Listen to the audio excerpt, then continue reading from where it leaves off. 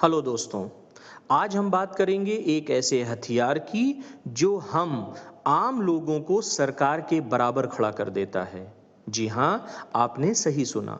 एक ऐसा कानून जिसने हमारे लोकतंत्र को असली मतलब दिया। हम बात कर रहे हैं आरटीआई का, यानी सूचना का अधिकार। अब आप सोचिए, कितनी बार हम सब सोचते हैं ना, अरे ये सरकार क्या कर रही है, हमारा टैक्स का पैसा कहाँ जा रहा है, मेरा काम क्यों रुका पड़ा है। पहले इन सवालों के जवाब मिलना बिल्कुल नामुमकिन था। सरकार कहती थी ये राज की बात है। लेकिन 2005 में एक धमाका हुआ। एक कानून बनाया जिसने सरकार के हाथ पांव खोल दिए। अब कोई छुप नहीं सकता। आज हम जानेंगे ये कानून कहाँ से आया, क्यों आया, कैसे काम करता है और क्या क्या हम इससे कर सकते हैं। तो बिना देरी के चलिए शुरू करते हैं। अब सबसे पहले ये समझो कि ये कानून आया क्यों। सीधी सी बात है, भ्रष्टाचार और अंधेरे को खत्म करने के लिए। सुनो, आजादी के बाद से सरकारी कामकाज में इतना छुपाव था कि आम आदमी को कुछ पता नहीं चलता था। 1923 में बना था ऑफिशियल सीक्रेट एक्ट, यानी जो सरकार करे वो राज रहे। टैक्स कहाँ खर्च हो रहा है पता नहीं, सड़क क्यों नहीं बन रही पता नहीं, स्कूल में क्या हो रहा है पता नहीं। मतलब अंधेरा ही अंधेरा। फिर 1990 के दशक में राजस्थान से एक आंदोलन शुरू हुआ, मजदूर किसान शक्ति संगठन। ये लोग गांव-गांव गए, उन्होंने कहा हमें मजदूरी की रसीद दो, हमें पता चले कि काम का कितना खर्च हुआ, किसको कितना मिला। सरकार ने इस बात के लिए साफ मना कर दिया।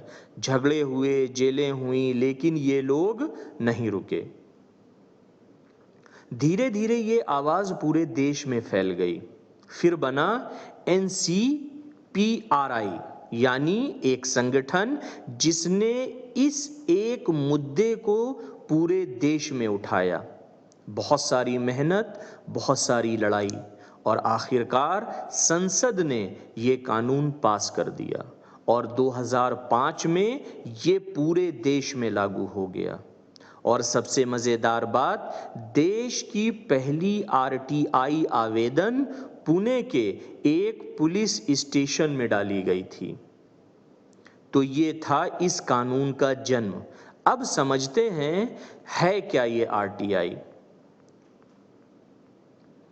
आरटीआई एक कानून है जो तुम्हें, हाँ तुम्हें, मुझे, हर किसी को सरकारी विभाग से जानकारी मांगने का अधिकार देता है। बस इतना सा। मतलब तुमने टैक्स दिया तो तुम्हें हक है कि पूछो मेरा पैसा किधर गया, सड़क पर कितना खर्च हुआ, स्कूल में क्या हाल है, और ये भी कि तुम सरकारी काम देख सकते हो, तुम उसका निरीक्षण कर सकते हो, और हाँ, तुम काम में लगी सामग्री का नमूना भी ले सकते हो। सोचो, कोई सड़क बना रहा है, तुम जाकर देख सकते हो कि उसमें कितना सीमेंट डाला है और कितना पत्थर डाला है। ये तुम्हारा हक है।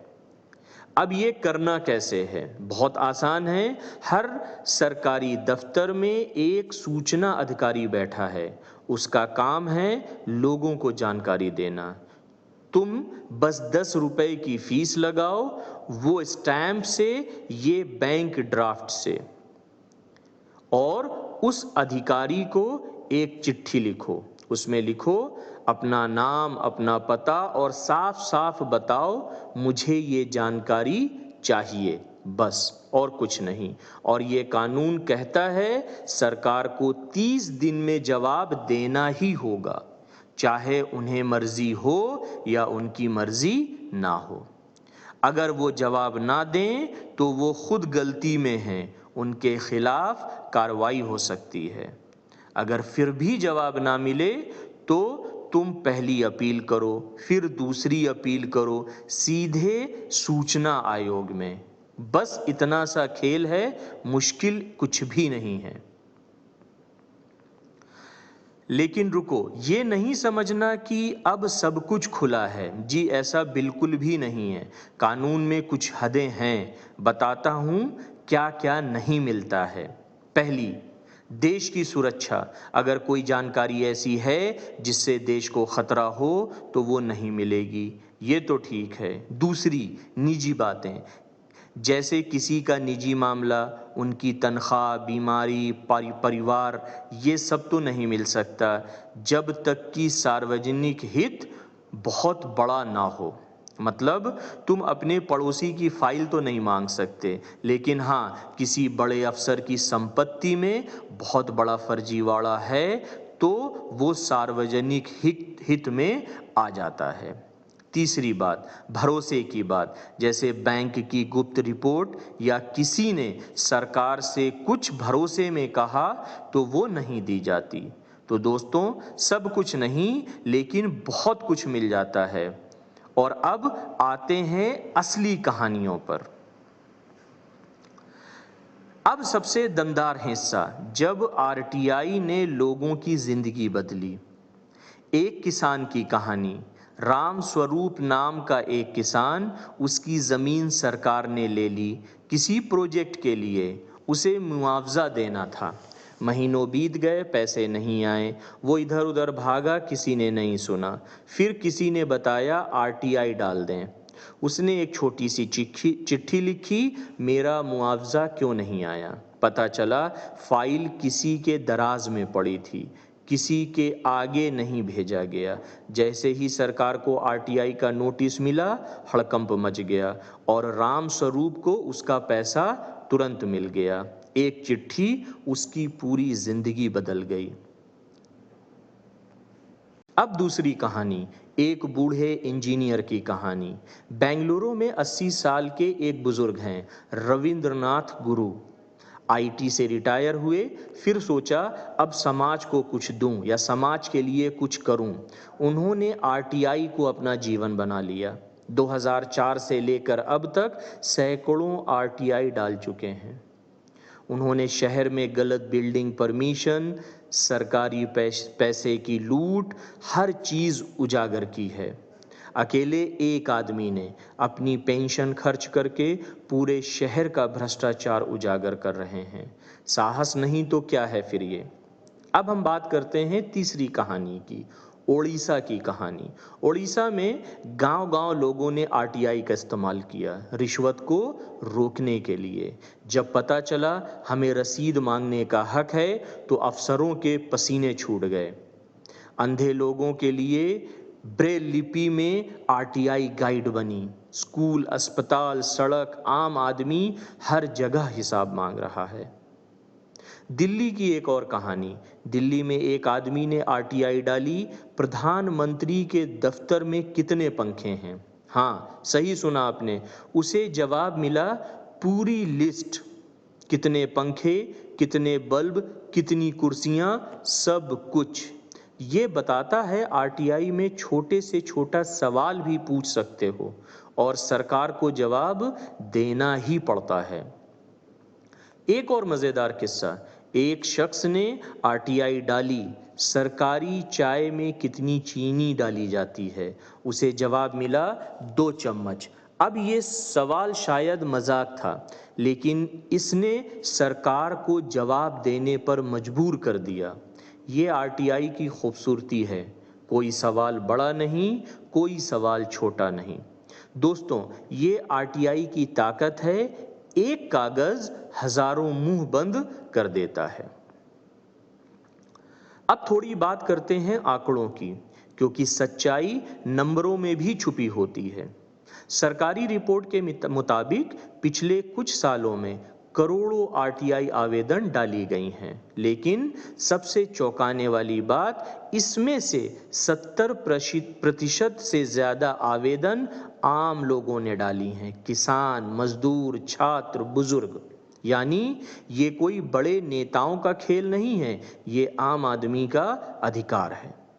और एक और बात, 40% से ज़्यादा आवेदनों का जवाब समय पर नहीं मिलता। मतलब सरकार खुद कानून नहीं मानती, लेकिन जब लोग अपील करते हैं तो 80% मामलों में सूचना आयोग आम आदमी के पक्ष में फैसला देता है। यानी अगर तुम हार नहीं मानते तो तुम जीतते हो। अब बात करते हैं आरटीआई डालते वक्त कौन कौन सी गलतियां लोग करते हैं, उनसे उनका काम नहीं होता है। गलती नंबर 1, अस्पष्ट सवाल। बहुत लोग लिखते हैं मुझे सब कुछ चाहिए, ये नहीं चलेगा, तुम्हें साफ साफ लिखना होगा क्या चाहिए, किस साल का, किस विभाग से, बस आपको इतना ही साफ साफ लिखना होगा। गलती नंबर 2, सही अधिकारी को ना भेजना। हर विभाग का अपना सूचना अधिकारी होता है। गलत आदमी को भेजोगे तो वो आगे भेजेगा और तुम्हारा 30 दिन बर्बाद हो जाएगा। गलती नंबर 3, फीस ना लगाना। 10 रुपए की फीस लगाना बहुत ज़रूरी है। अगर नहीं लगाई तो आवेदन रद्द हो सकती है। गलती नंबर 4, अपना पता सही ना लिखना। जवाब तुम्हें डाक से मिलेगा, अगर पता गलत होगा तो जवाब वापस आ जाएगा और तुम्हें पता भी नहीं चलेगा। गलती नंबर 5, अपील ना करना। अगर 30 दिन में जवाब ना आए तो बहुत से लोग चुप हो जाते हैं। ये गलती है, तुम्हें अपील करनी है, तभी तुम्हारा हक मिलेगा। अब हम बात करते हैं कुछ कमियों की। समस्या सबसे पहली क्या है? बोझ बहुत है। सूचना आयोग पर बहुत लोड है। हर कोई आरटीआई डाल रहा है। कुछ लोग सही के लिए, कुछ लोग बदले के लिए और कुछ लोग बस टाइम पास के लिए। इससे असली मामले दब जाते हैं। समस्या नंबर 2, अंदर की सोच। सबसे बड़ी रुकावट है दफ्तरों में बैठे लोग। उन्हें अच्छा नहीं लगता कि कोई आम आदमी उनसे सवाल पूछे। उनका मानना है हम क्यों बताएं, ये तो हमारा अधिकार है। समस्या नंबर 3, निजी कंपनियां। आरटीआई सिर्फ सरकारी काम पर लागू होता है, निजी कंपनियों पर आरटीआई लागू नहीं होता है। जिनमें करोड़ों का कारोबार होता है उन पर यह कानून नहीं लगता। जब निजी कंपनियां भी सरकारी पैसे से चलती हैं तो वहां भी पारदर्शिता होनी चाहिए, पर होती नहीं है। समस्या नंबर 4, राष्ट्रीय सुरक्षा का बहाना। कई बार सरकार कहती है ये राष्ट्रीय सुरक्षा से जुड़ा मामला है और बस बात खत्म हो जाती है। कभी सच में तो कभी झूठ में इस बहाने बहुत कुछ छुपा लिया जाता है। 5वीं समस्या, अगर सूचना अधिकारी जवाब ना दे तो उसे कोई बड़ी सजा नहीं होती है, बस चेतावनी या छोटा सा जुर्माना, जिससे उन्हें कोई फर्क नहीं पड़ता है।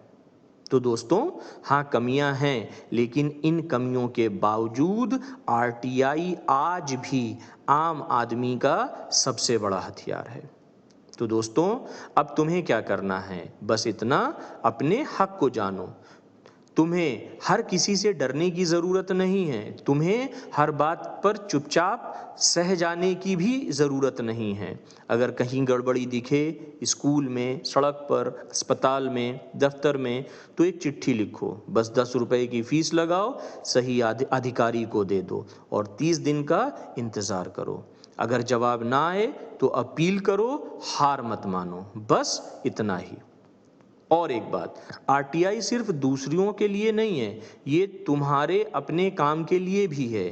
पेंशन हो, स्कॉलरशिप हो, ज़मीन का कागज़ हो या फिर सरकारी योजना का लाभ, तुम पूछ सकते हो मेरा आवेदन कहाँ है, क्यों देरी हो रही है, किसने रोक रखा है। आरटीआई ने हमें बड़ा बनाया है। पहले हम सोचते थे सरकार मालिक है, अब हम जानते हैं कि सरकार हमारी नौकर है और नौकर से हिसाब मांगना हर नागरिक का अधिकार है। तो अगर तुम भी अपने हक के लिए खड़ा होना चाहते हो तो आज ही सोचो, आज ही जानो और अगर मौका मिलता है तो आरटीआई डालो। ये तुम्हारा हक है और हक लेने में कोई शर्म नहीं है। और अगर तुम्हें ये बातें समझ आई हैं तो इस वीडियो को लाइक करो, शेयर करो, ताकि और लोगों को भी ये जानकारी मिले। कमेंट में ज़रूर बताओ, क्या तुम्हें कभी आरटीआई डालनी है या तुमने पहले कभी आरटीआई डाली है? क्या तुम्हें कुछ मिला या फिर कोई और कहानी है तुम्हारे पास? हाँ, और हमसे जुड़ने के लिए चैनल को सब्सक्राइब कीजिए। मिलते हैं किसी नेक्स्ट इन्फॉर्मेटिव वीडियो में। Till then take care, bye.